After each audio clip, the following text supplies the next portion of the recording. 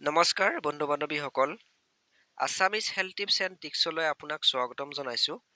এই ভিডিঅ'টোৰ জৰিয়তে আপোনালোকলৈ লৈ আহিছোঁ স্মৃতি শক্তি অৰ্থাৎ মনত ৰখা শক্তি কমি যোৱাৰ কাৰণ, লক্ষণ আৰু এই সমস্যাৰ সমাধানৰ ক্ষেত্ৰত কেইটামান ঘৰুৱা প্ৰতিকাৰ অৰ্থাৎ বনদৰৱ, যিসমূহ গ্ৰহণ কৰিলে এই সমস্যাৰ পৰা অতি সোনকালে আৰোগ্য লাভ কৰিব পৰা যাব। সেয়েহে ভিডিঅ'টো শেষলৈকে চাব আৰু যদি ভিডিঅ'টো ভাল লাগে লাইক কৰিব, লগতে আপোনালোকৰ বন্ধু বান্ধৱীসকললৈ শ্বেয়াৰ কৰি দিব আৰু এনেধৰণৰ বিভিন্ন বেমাৰৰ ঘৰুৱা প্ৰতিকাৰ অৰ্থাৎ বনদৰৱৰ ভিডিঅ'সমূহ নিয়মীয়াকৈ পাই থাকিবলৈ মোৰ এই চেনেলটোক ছাবস্ক্ৰাইব কৰি লৈ কাষতে থকা বেল আইকনটো টিপি ল'ব। বন্ধু বান্ধৱীসকল, এই স্মৃতি শক্তি কমি যোৱাৰ কাৰণসমূহ হৈছে স্নায়ৱিক শক্তি দুৰ্বল হোৱাৰ কাৰণে এই ৰোগ হয়। বিশেষকৈ মগজুৰ কাৰণে প্ৰয়োজনীয় ফছফৰাছ আজিৰ দেহত অভাৱ হ'লেও এই স্মৃতি শক্তি বা মনত ৰখা শক্তি কমিব পাৰে। যে শাৰীৰিক আৰু মানসিক দুৰ্বল লোক আৰু বৃদ্ধ লোকসকলৰ সাধাৰণতে স্মৃতি শক্তি কমি যোৱা দেখা যায়। দেহত পানীৰ পৰিমাণ কমিলেও এই স্মৃতি শক্তি কমি যোৱা দেখা যায়। বন্ধু বান্ধৱীসকল, এই ৰোগৰ লক্ষণসমূহ হৈছে ক্ৰমে শৰীৰ দুৰ্বল হৈ পৰে, লগতে দেখা শুনা আৰু পঢ়া কথাও সহজে মনত নাথাকে আৰু এইসমূহ পাহৰি যোৱা হয়। বন্ধু বান্ধৱীসকল, এই সমস্যাৰ বহুতো ঘৰুৱা প্ৰতিকাৰ অৰ্থাৎ বনদৰৱ আছে, যিসমূহ গ্ৰহণ কৰিলে এই সমস্যাৰ পৰা অতি সোনকালে আৰোগ্য লাভ কৰিব পাৰিব। ইয়াৰে প্ৰথম ঘৰুৱা প্ৰতিকাৰ অৰ্থাৎ বনদৰৱটো হৈছে ব্ৰাহ্মী শাকৰ ৰস 15 বা 20 ml অলপ গাখীৰত মিহলি কৰি খালে স্মৃতি শক্তি বৃদ্ধি হয় আৰু এই সমস্যাৰ পৰা সুফল লাভ কৰিব পৰা যায়।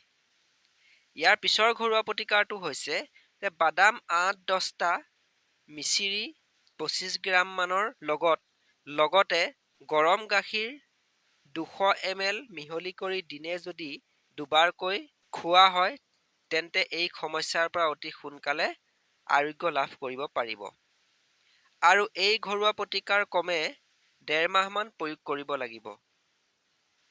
বন্ধু বান্ধৱীসকল, ইয়াৰে 3 নম্বৰ ঘৰুৱা প্ৰতিকাৰটো হৈছে গাজৰৰ ৰস 100 ml আধা লিটাৰ গাখীৰত মিহলাই খালে স্মৃতি শক্তি বৃদ্ধি হয় আৰু এই ঘৰুৱা প্ৰতিকাৰ কমে 2 মাহমান ব্যৱহাৰ কৰিলে এই সমস্যাৰ পৰা অতি সোনকালে পৰিত্ৰাণ পাব। বন্ধু বান্ধৱীসকল, ইয়াৰে 4 নম্বৰ ঘৰুৱা প্ৰতিকাৰটো হৈছে চব গুটি 20 গ্ৰাম পিহি ইয়াৰ সৈতে সম পৰিমাণৰ মিচিৰি লৈ তাত অলপ ঠাণ্ডা পানী আৰু গৰম গাখীৰ দি খাব লাগে।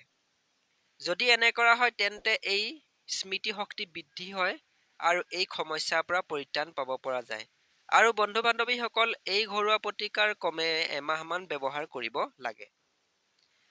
বন্ধু বান্ধৱীসকল, ইয়াৰে 5 নম্বৰ ঘৰুৱা প্ৰতিকাৰটো হৈছে 30 ml পানীত 8টা জালুক মিহলি কৰি নিতৌ খালে স্মৰণ শক্তি বৃদ্ধি হয় আৰু এই সমস্যাৰ পৰা অতি সোনকালে আৰোগ্য লাভ কৰিব পৰা যায় আৰু এই ঘৰুৱা প্ৰতিকাৰ কমে 20 দিনমান ব্যৱহাৰ কৰিব লাগিব। বন্ধু বান্ধৱীসকল, ইয়াৰে 6 নম্বৰ ঘৰুৱা প্ৰতিকাৰটো হৈছে মানিমুনি আৰু টেঙেচি টেঙা পাতত দি খালেও স্মৃতি শক্তি বাঢ়ে আৰু এই সমস্যাৰ পৰা পৰিত্ৰাণ পাব পৰা যায় আৰু এই ঘৰুৱা প্ৰতিকাৰ কমে 1 মাহমান ব্যৱহাৰ কৰিব লাগিব। বন্ধু বান্ধৱীসকল, এই সমস্যা হ'লে কি খাব লাগে? যে কাঁইট থকা খুতুৰা শাক খাব লাগে, লগতে গুড় খাব লাগে, সয়াবিন খোৱাটো ভাল। ইয়াৰ উপৰিও ফুলকবি খাব লাগে, লগতে পদিনা খাব লাগে। ইয়াৰ উপৰিও পুৰৈ শাক, ধনিয়া, কোমোৰা আদি এই সমস্যাৰ কাৰণে বহুত ভাল, এইসমূহ খাব লাগে। ইয়াৰ উপৰিও ব্ৰাহ্মী শাক ঘিউত ভাজি খাব লাগে আৰু মানিমুনি নহৰু এই সমস্যাৰ কাৰণে অতি উপকাৰী। মৰিচা শাক, গোমধান, টেঙেচি টেঙা এই সমস্যাৰ কাৰণে অতি ভাল আৰু এইসমূহ গ্ৰহণ কৰিব লাগে। বন্ধু বান্ধৱীসকল, এই সমস্যাৰ কাৰণে কি খাব নালাগে? ধূমপান খাব নালাগে, লগতে মাদক দ্ৰব্য গ্ৰহণ কৰিব নালাগে।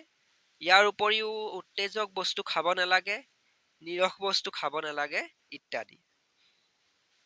বন্ধু বান্ধৱীসকল, এয়ে আছিল আজিৰ স্মৃতিশক্তি কমি যোৱাৰ কাৰণ, লক্ষণ আৰু এই সমস্যাৰ সমাধানৰ ক্ষেত্ৰত কেইটামান ঘৰুৱা প্ৰতিকাৰ অৰ্থাৎ বন দৰৱ।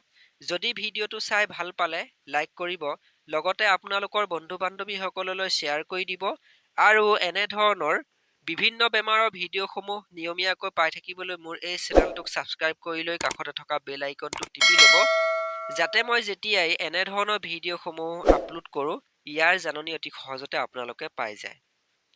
ভিডিঅ'টো সম্পূৰ্ণকৈ চোৱাৰ বাবে ধন্যবাদ।